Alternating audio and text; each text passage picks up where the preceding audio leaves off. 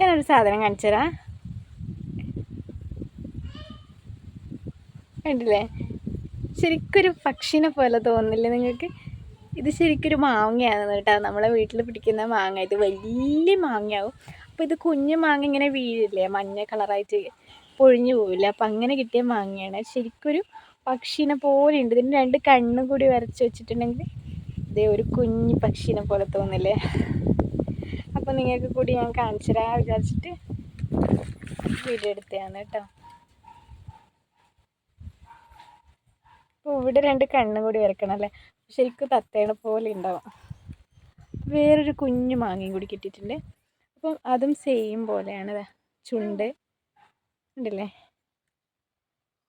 കണ്ണൊക്കെ വരച്ചെടുക്കുന്നുണ്ടെങ്കിൽ ശരിക്കും തത്ത പോലെ ഉണ്ടാവും. അപ്പോൾ ഒരു വെറൈറ്റി ആയിട്ട് തോന്നിയിട്ടാണ്, അതുകൊണ്ടാണ് വീഡിയോ എടുത്തത്.